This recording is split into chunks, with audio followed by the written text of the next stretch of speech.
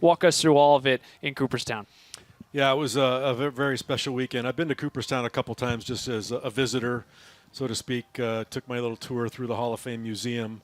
But to be there during this weekend, which is the biggest weekend of the year, obviously, for them, was really special. And, you know, Nelly, when people ask you, what do you miss most about the game, right? What's your traditional probably answer that what you miss most about being in baseball? Probably competing. Or the camaraderie, your guys. There you have it. It's like it's the clubhouse, right? So when you get around all these guys that I played against, that are now in the Hall of Fame, and I got to say hello, and I hadn't seen these guys for a long time, and I'm really good friends with Trevor Hoffman. He was on our original year here with the Marlins. Got drafted by the Marlins in the expansion draft, and to catch up with him, and actually his wife came, and his wife and my wife were best friends. Really? Since the 5th grade in Buffalo, New York. We went to their wedding a week after our wedding. And, so that was the really cool part for me is to rekindle some old relationships, guys you hadn't seen in a long time. And then obviously to see your peers get inducted in the Hall of Fame. And it was a special weekend. I know we've chatted about it before, but when you think back to 1997, in particular with Jim Leyland, obviously it was his weekend up there. His speech was amazing. He knew he was going to cry, and it was a fabulous Hall of Fame speech. What resonates the most to you when you think about that man in that year? Wayne Huizenga down here says, I'm going to build a winner. He gave Dave Dombrowski pretty much an open checkbook and said, do whatever you want to put the best possible team we can put on the field. And he assembled this team that was, even in spring training, I think that spring training we were like 24-6 or something crazy like that. We knew we had something special right from the get-go, and just everybody really gelled very quickly. But Leyland was just probably the best in-game manager I ever had. Really?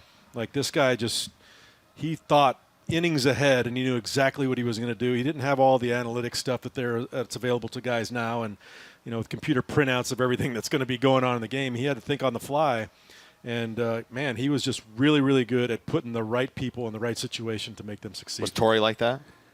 Torrey was a lot like that, but Torrey had to really manage the city as well, and also the media. I mean, you were having 25 to 30 media members covering you every single day. You couldn't have a manager that says, oh, go ask these guys. You had to try to deflect as much as you could off of the players and let them go out and do their job. But Lou Piniella, I had him pretty much the same way. I mean, all these guys were so passionate about the game and a little bit different than what they have now because of the analytics. I even talked to Joe Torre, and he's like, there's no way I could manage now. Yeah. There's just a feel of the game. And even Torre said a comment, and it resonates with me all the time. He says, analytics are trying to make an imperfect game perfect, and you'll never be able to do it. And you said the biggest word for me that's been kind of lost in this game is feel. Even from the offensive side of it, when you talk to hitters nowadays, they don't really have a feel of their at-bats. You see them go right in the dugout and they'll look at an iPad and look at their at-bat. I'm like, you just lived your at-bat. Right. Why do you need to go look at it on a screen? It's a lot more robotic now. Yes, very much so. Yeah, no feel. They have a plan going into it, and they're just up there and saying, well, I know 43% of the time I'm getting a fastball inside here. Like Nelly talks about reading swings all the time. Feels like pitchers don't do that anymore. No, because everything is on a card, and it's pretty much computed to them. And it's like, okay, in this count, this is what you're supposed to throw, instead of reading what the hitter is actually doing on some of your pitches. And even the best guys out there, they see two good sliders and two bad swings, and they're like, oh, I want to try to fool him and throw a fastball. The next thing you know, it's over the fence. It's just really bizarre to me. But with Jim Leyland, again, I got to know him in the other dugout. I mean, playing against him, and a lot of great managers back then, and got to know him off the field after we both retired.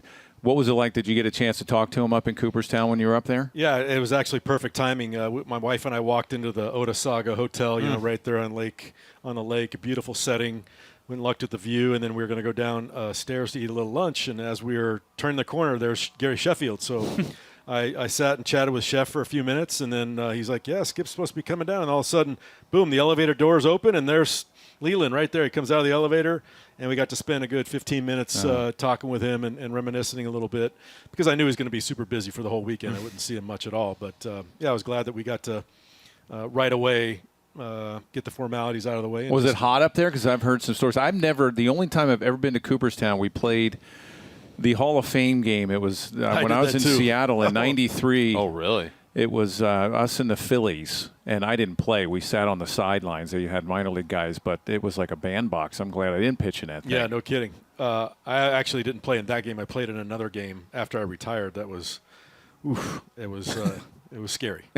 Scary how much I've lost in such a short period of time. That's the one that they go around and they're like begging guys. Yeah, hey, do you want to go play in this game? I'm like, yeah, sure, that'll be fun. Yeah. Oh, my God, what a disaster that was. Did you have the Marlins uniform on when you did it? I did, yeah. It's cool to see when they do the old timers game to see all the guys go back in their uniforms. Old timers. Oh yeah. Oh yeah. Just a little past their prime, guys. Not old little timers. past their prime. The little alumni, limp out there. old time. Yeah, exactly. Well, the Yankees it wasn't still that hot, call it but old timers. They still. Yeah, I know it wasn't that hot, but there's no cover at Yeah. all.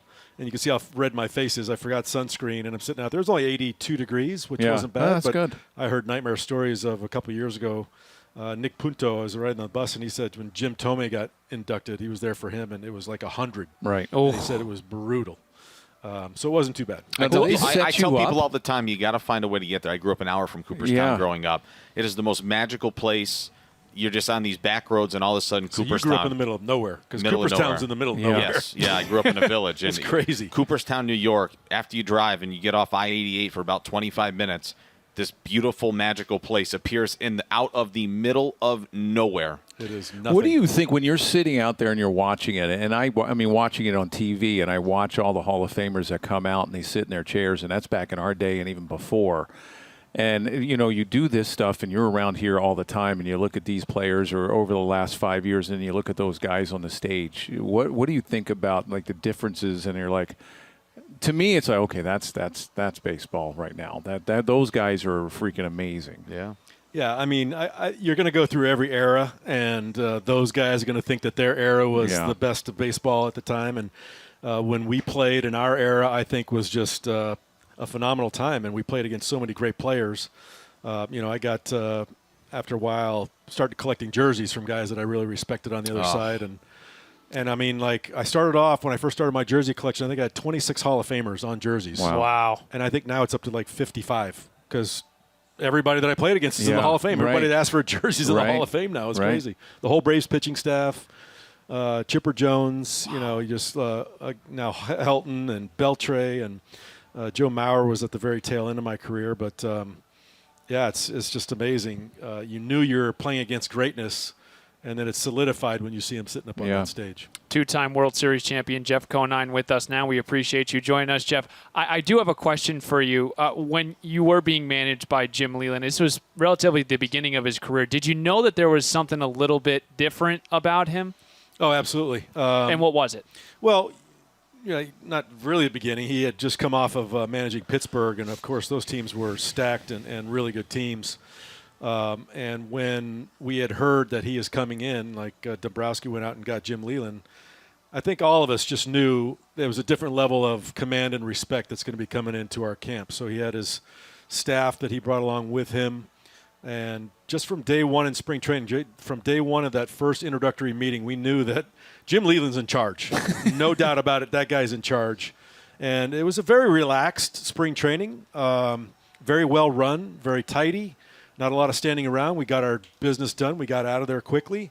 But like I said, we couldn't lose. It was crazy. Our B squad would go away. We'd win. Hey, how bad did you guys beat him today? How bad you guys beat him today? And it was, I think we lost 6 games all spring training, and we just knew we had something special. Wow. Did you see coming out of Cooperstown, and talk about a guy that means a lot to people? It was Leyland years ago in Pittsburgh that originally put Barry Bonds in his place. I saw Barry showed up to Cooperstown for the first time in his life. Obviously, a lot of controversy surrounding that. However you feel about that, but for him to show up to Cooperstown, it's guts. The respect that he had for Jim Leyland is amazing. Off the charts. And they showed a little clip of that right before Leyland took his. Oh, really? Yeah, they showed that clip awesome. of him getting into Barry's face and telling him, "No, you," and beep, beep, beep. You had to bleep everything out. And I was like, "Whoa, all right, that's impressive." Did he have to do that? I was going to say, give me some stories. Oh God, jeez. Andy Van Slyke gave the introductory comments leading up to Leyland's speech, and he told about his famous clubhouse rants, right? So Rich Donnelly the first one he ever did would come in the clubhouse and he'd be with us, and he knew that Jim was going to go off. So Jim would come out and just go off and just start screaming and yelling and tossing stuff. And then he'd go into his office, and Donnelly would just hold his hand up, say, nope, not yet. Everybody stay where they are.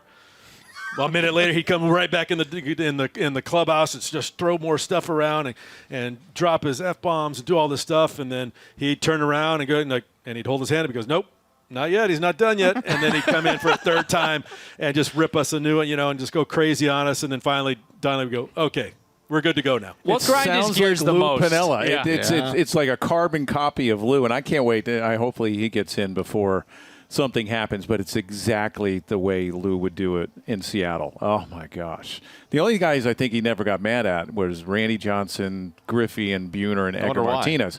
Well, they're the only ones that he knew their names. Everybody else was son until after a while, then he got to know your name. But exact. I mean, you look at Sparky Anderson and Jim Leland. I mean, those old school managers, or those managers back then, they didn't take crap. And they were in command, and I think that that's another thing that's been lost a little bit of the respect level that you give these guys, these managers that come in that have a lot of experience, and hey, this guy's in charge. Yeah, and you may sit my ass down anytime. Yeah, and I was afraid of him. And you want to play harder for them, right? Absolutely. I mean, you learn a lot from them because they've been. I mean, Leland, how many years in the minor leagues before 18? As a player and a coach before 11, he finally got the shot or whatever it was. 11 as a manager, in the minors. And speaking of managers that would go crazy, the great Earl Weaver when he was with Baltimore. Some of those funny YouTube videos that are out there when he would well, I grew tee up. off on the you umpires. played for the Orioles. I grew up in Baltimore watching all this stuff. So that was great. Jeff, you talked about just how his in-game management was next level. Is there any specific game or moment where he did make a move and you was like, oh, my God, this guy is 5 steps ahead? I mean, it was almost on a nightly basis. I don't think any one specific instance stood out to me. It was just impressive from the very beginning. The way he ran and managed his team, managed the personalities, managed the pitching staff, which is probably the most crucial thing a manager can do.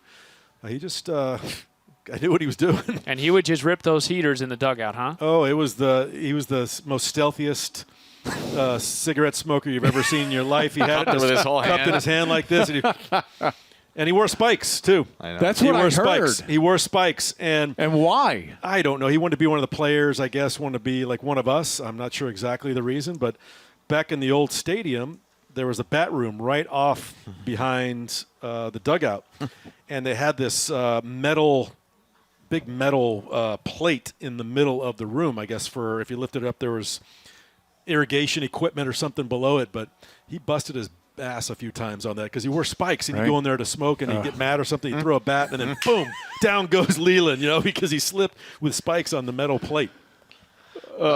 Hey, anybody from anybody from that '97 team Charles Johnson, right? up there with you though in Cooperstown? Did Yeah, any of you- CJ came up. CJ did come up. Yep. Anybody else And from? Sheffield was there. That's awesome. Yeah. That is really cool. That is terrific. I know we don't have too much time with you, Niner, and obviously you've been and seen so much of this organization's past and present. Obviously, this is a tough go of it now, and they're certainly in a process here of building it back up, and it is what it is. And with a farm system where obviously they need some help to inject multiple draft classes to get you to a point where you want to have sustained success. But I guess I would try to tee it up for you, just kind of your overarching thoughts and the conversations you've had with Peter, and I know Bruce loves having you around, and just kind of what you think about the direction we're going here. Yeah, that's just it. You hate, and no fan ever wants to hear the word patience, right? Because they want to win now. But this is a blueprint that they're trying to establish, and it is a blueprint, and you've got to have a sustainable minor league system that will constantly feed your big league club with talent. But we need that system where, drafting is first and foremost. You got to put good guys in your system. Anything that you trade for, prospect-wise, you got to replenish your system with that, and that. From rookie ball on up through AAA, everybody on the same page. Right. So whatever manager is here at the time, years coming forward, you know exactly what you're going to get when they get on this field at the big league level. And that's the blueprint I think they're trying to establish. And, I've heard about Marlon's way a bunch of different times in the past, and it's never really come to fruition. Like, what is it? Define it for me. And that's what I want to be able to preach to everyone. But hopefully we're getting that blueprint done now. How's Griffin doing? Looks like he's having a nice year. I know we all hope to see him soon. He got hot, really hot. He's kind of leveled off a little bit, but one more hot streak, and I mean, he's got 17 bombs and leading the team in just about every offensive category. So, does he get frustrated? You tell him a little bit that you talk about patience, and it's tough to tell a young kid when they're tearing it up a little bit in the minor leagues. Saying, okay, when's my time? It is, but that kid is one of the most dedicated and focused individuals I've ever been around, and I marvel at his routine and the way he sticks with it all the time, and he knows that, hey, this is a business, and when I get my chance, I'm going to get my chance, and that's what I've got to focus on. But until then, he's going to do his thing. Does he listen to Dad? Have you gone up a couple times? Yeah, I've been up a couple times. Watched him play in Jacksonville, and went to Charlotte as well. Does he listen to Dad, or is he like everybody else saying, Dad, you know what? Did you ever play, Dad? Yeah, I will say this. I'm still Dad. Yes, what'd you do correct. growing I'm up, still Dad? And I have been very hands-off. He's kind of paved his own career and his own way in baseball. But when he starts really struggling, my wife especially, like, hey, you got to help him out. You got to help him out. I'm like, what am I going to do? Yeah. I say the same thing every time I talk to him, right? I say the same thing. But I've never really talked mechanics or swing with him because his swing has always been beautiful. It's a left-handed swing that I don't need to mess with that. Whatever I talk to him about is all up here about preparation, about constructing an at-bat, what to look for, what are you thinking when you get up there? Because, you guys put doubt in our mind as pitchers to hitters, and we're always like, oh, okay, I'm on a fastball, and I say always be on the fastball, but, what if he throws this in this situation, a curveball or changeup? So he kind of gets in between pitches sometimes. Okay, so here's a good question that you just said, okay, the feel of the game might be lost. You had feel of the game. You knew exactly what you were doing, and the instincts were always there. Now you have a son playing in this age. How tough is that? What's the difference in maybe does he try to say, or do you tell him, hey, don't lose the feel of the game? All the time. I use that word a lot. Matter of fact, I just texted him the other day about feel. Feel your at-bats. I want you to feel your at-bat. And what does that mean? It means constantly making an adjustment. I mean, not making an adjustment after the game and you look back. I mean, pitch to pitch. You have to feel what you did and correct it right then, because if you don't, you're going to make the same mistake over and over again. So I was, like you said, I played by feel more than anything. And if I was late on an up fastball, I kind of knew why. I'd step out, and I'm like, all right, why was I late? I think you drifted a little bit with your front shoulder, and now you got to get back on top. So I got my mind right, and I went back up with a new plan. Hey, we'll let you go in a sec, Niner. I think I've asked you this just chatting with you before, maybe even in recent spring trainings. Just how darn proud are you of the kid as dad? He was always a good player, but never great, goes to Duke, and really explodes towards the tail end of his career. And just see him on the doorstep of fulfilling a lifelong dream. Just how proud does that make you? I mean, it gives me goosebumps right now when you just said that. And like I said, I was hands off. I didn't want him to play baseball because he thought he had to, or because that he was expected to, because it's what I did. I said, I don't care if you ever pick up a bat your entire life.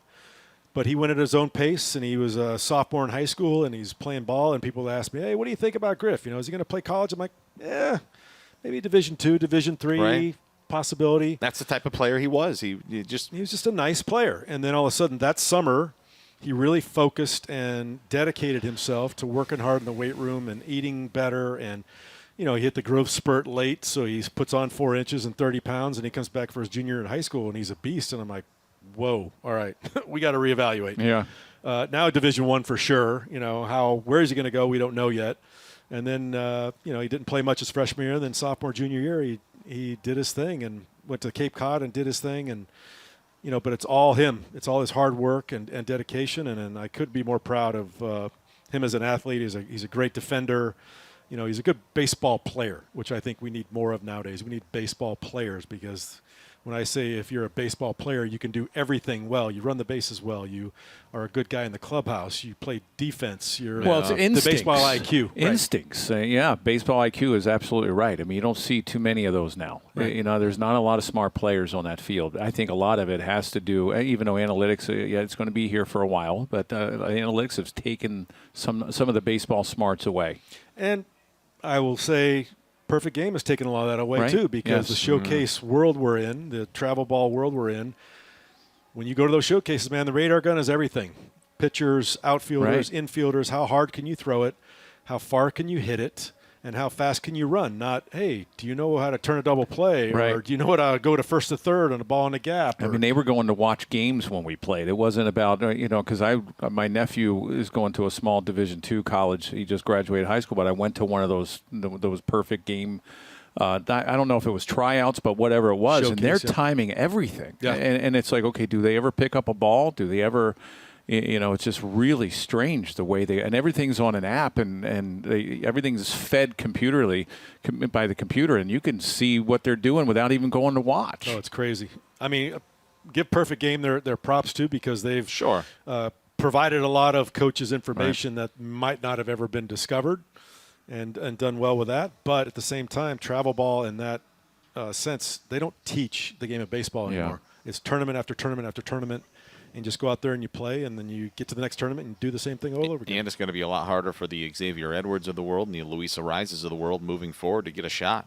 The exit velocity on the iPad off the bat and the showcases when it doesn't pop. And look at what X has done up here. Yeah. He's just hit. Well, hopefully that changes. It's got to come around some way. It's good. The baseball has to change in a sense as far as bringing back the instincts, the feel, and not be so enamored by velocity and exit velocity. Teach them how to win. Yeah. Where's the metric of a guy getting a guy over from second base with a hard hit ball to the right side? There should be a metric for that, and that should count for your stats, not against your stats. Even some of the intangibles. Recently, we come out of the break. Francisco Lindor is the captain of the New York Mets. He has a feel of the game when he needs to stop everything and go to talk to his pitcher on the mound. Instead, he has a great feel. And there's other guys on other teams. It's like, I'm in charge out here, and I'm going to bring everybody together. We're all going to be on the same page. We're going to get out of this thing, and we're going to find a way to win the game. You just said it. Find a way to win the game. Baseball players find a way to win a baseball game. That's what we need. Did you guys face off? I'm sorry. Did you guys? I faced him a few times. I think when he was with Baltimore, because interleague Seattle play. for sure. What kind of pitcher was Nelly? All I hear about it, had 3-time world. He was a right-handed hitter, so I would face he him. was nasty, man. He was nasty. I would get. He did the slider thing, that freaking, I guess we call it a sweeper now. What is it? Sweeper now, the new thing. That would start at my butt and then go all the way across the plate. But, heck, I was actually – his fastball I thought was tougher to hit. Your sinking fastball for me was a tougher pitch to hit than your slider, because the slider was so far out of the strike zone. I knew it was coming, kind of. You still have to time it up and hit it. But your turbo sink, that for me was a tough pitch. I don't know. You could probably look up numbers, but I guarantee you they weren't good. I see 7 for 7 with 6 homers. Maybe. Yeah, that's pretty good. I should remember. Never let the facts get in the way of a good story. Thank you for joining us, Niner. We appreciate you. My pleasure, guys.